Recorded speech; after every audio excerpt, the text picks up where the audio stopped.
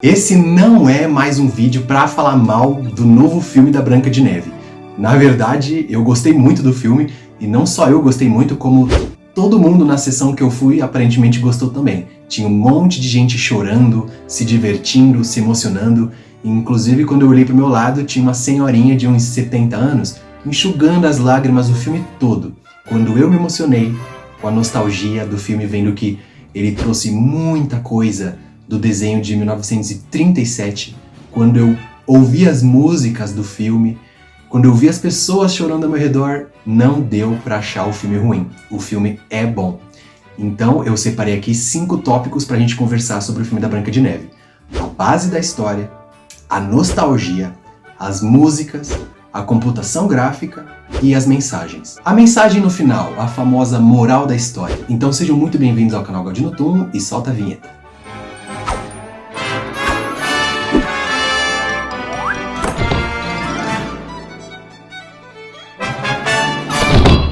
Para começar, uma das principais reclamações do público no geral foi a questão das alterações na história. Todo mundo ficou com medo, e eu me incluo nisso, todo mundo ficou com medo da Branca de Neve virar um tipo de Mulan, né? Uma guerreira, uma princesa que luta contra os guardas da Rainha Má e que fala pro príncipe: eu não preciso que você me salve. Isso não acontece. Aliás, o príncipe, ele ressuscita a Branca de Neve com o beijo encantado, que nem no desenho. Ele salva ela mais de uma vez, ele convence ela a se rebelar contra a Rainha Má, ele se joga numa flecha para salvar a Branca de Neve. Inclusive ele quase morre por fazer isso, então eu realmente não entendi aonde estão as grandes alterações nos personagens. Na verdade, as maiores alterações ficaram pro príncipe, né? Porque no filme antigo a gente não sabia nada sobre ele. A gente não sabe o nome dele, de onde ele vem, a gente não sabe onde ele mora, como ele conhece a Branca de Neve. Ele só chega lá e depois ele beija ela para ressuscitar ela. A gente também não sabe nada sobre os pais da Branca de Neve na animação antiga, sobre quem ela é, a infância dela, sobre o lugar que ela vive, não aparece nenhum vizinho. E o que o filme de agora faz é colocar profundidade nos personagens, colocar motivos neles, colocar história. Aliás, que bela história, né? Eles arranjaram uma forma de acrescentar coisas, preservando a base da história e tampando os buracos que ela tinha. Então agora a gente sabe quem são os pais da Branca de Neve. Eles são o rei e a rainha de um vilarejo, né? Onde tudo é bonito e próspero. E nessa parte do filme, logo no começo, já se fala muito sobre bons convívios e boas relações familiares. E isso é essencial para as crianças hoje em dia. As crianças precisam crescer sabendo a importância de admirar os seus pais, a importância da prosperidade familiar, e isso tudo tá muito falta em hoje em dia, então eu não percebi aonde está a lacração no filme. Só que o foco aqui nesse canal não é polemizar, a gente não vai ficar falando de lacração, de política e coisa e tal, a gente vai analisar a obra em si. Então a mãe da Branca de Neve adoece e morre, o pai dela conhece uma outra mulher que mata ele e escraviza a Branca de Neve e rouba o reino para si. A Rainha Má, cara, que personagem legal. Pra proposta do filme, ela atuou muito bem, porque é um filme da Disney, é pra ser teatral, não é pra atuação ser sutil, como se a gente estivesse assistindo um filme de ação ou de drama. A Rainha Má escraviza a Branca de Neve e ela instaura esse regime terrível, né? Aí a Branca de Neve acaba conhecendo o príncipe, que se chama Jonathan, e ele convence ela a se rebelar também contra a rainha. Aí a rainha descobre isso e manda matar a Branca de Neve. E tem toda aquela cena do caçador indo matar ela para colocar o coração dela numa caixinha. Essa caixinha é bem parecida com a do filme antigo. Então eu acho legal que esse filme ele te pega nos detalhes, né? Aí ele desiste de matar a Branca de Neve e manda ela fugir. Ela foge, se conecta com os animais da floresta, que nem no filme. Inclusive esses animais estão muito bonitos e bem feitos. Aí depois ela encontra os 7 anões. E cara, que obra de arte! Os 7 anões. Eles foram muito bem animados, muito bem modelados. As músicas são iguais às de antigamente, mas com coisas novas, né? É tudo muito espetacular. E os anões e o príncipe protegem a Branca de Neve de tudo que é jeito o tempo todo. E durante a jornada dela, ela vai aprendendo a ser corajosa e a superar os seus medos. Então, de novo, não entendi aonde está o grande desrespeito com a obra e com os personagens. A base da história está ali. A Branca de Neve, inclusive, ela come maçã, ela morre, o príncipe vem, beija ela ressuscita, aí ela recupera o reino e vive feliz para sempre, como sempre foi. A nostalgia. Lembra que eu falei que tinha uma senhora do meu lado, com uns 70 anos? Ela com certeza cresceu assistindo ao filme antigo da Branca de Neve. E eu tenho 27 e também cresci assistindo aquele filme, então faz parte da história de muita gente, a gente sabe os detalhes da obra, né?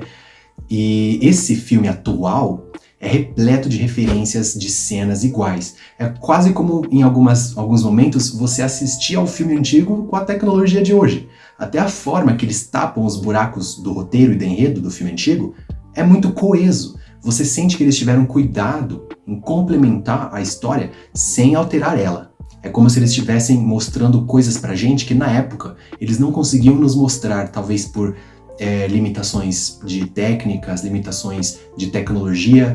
Então eles se preocupam em tapar esses buracos agora sem alterar muito a história base. É a história de uma princesa que ela perde o trono dela pra Rainha Má, ela é escravizada, aí ela come a maçã envenenada, ela morre, o príncipe encantado vem, beija ela, e aí ela volta à vida e vive feliz pra sempre. A base da história é essa. Houve muita polêmica sobre as alterações.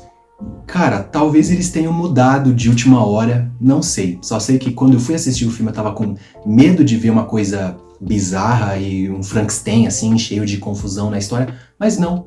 Eles mantiveram a essência e atualizaram. Agora vamos falar das músicas. As músicas me pegaram muito.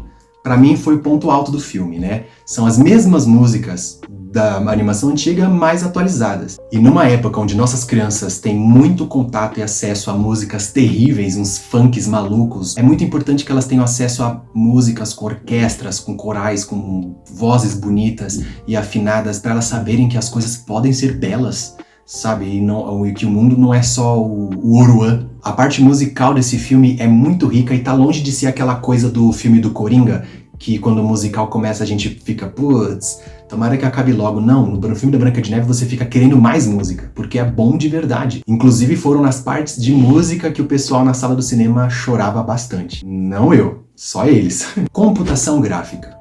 Novamente, outro ponto que eu vi as pessoas reclamando muito e eu não entendi, né? Tem muito daquela polêmica de terem desistido da ideia dos 7 atores para fazer os 7 anões.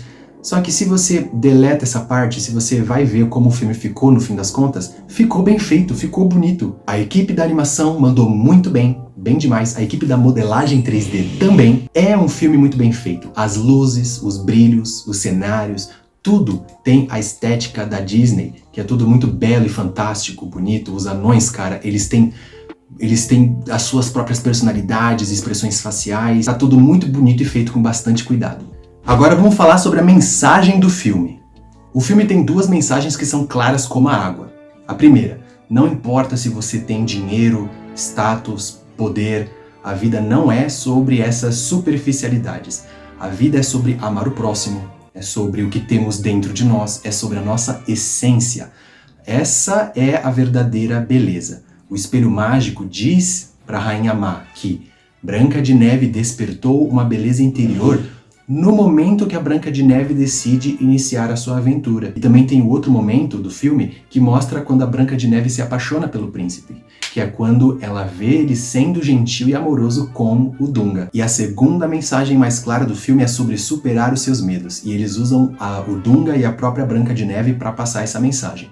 Então trata-se de um filme com valores, com mensagens bonitas sobre família, amor, superação, que vale a pena ser assistido. Então minha sugestão para você é, leva a sua família, vai assistir o filme, vale a pena, mas antes você tem que se desprender das polêmicas e ignorar esse efeito manada das pessoas estarem odiando o filme. Então limpa a sua mente das amarguras da nossa sociedade atual, e eu tenho certeza que você vai se divertir. Você deve fazer o que a gente fazia quando a gente era criança e ia assistir um filme da Disney. A gente se entregava para a obra.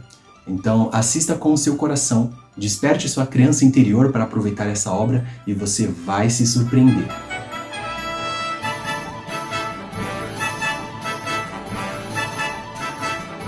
Galera, essa foi a minha análise sobre o filme da Branca de Neve. Você concorda? Discorda? Eu tenho a impressão de que você discorda, porque a maioria das pessoas detestou o filme até antes mesmo dele sair. Então, comenta aqui embaixo o que você acha, mas vamos ser civilizados, né? No fim das contas, a história do filme não mudou muito, teve pequenas alterações e atualizações e alguns buracos de enredo que foram tampados, e eu achei isso sensacional. A Disney, tecnicamente, sempre foi caprichosa e é a maior referência de espetáculos, de coisas incríveis, e esse filme, com certeza, tem muita coisa bonita e muito boa.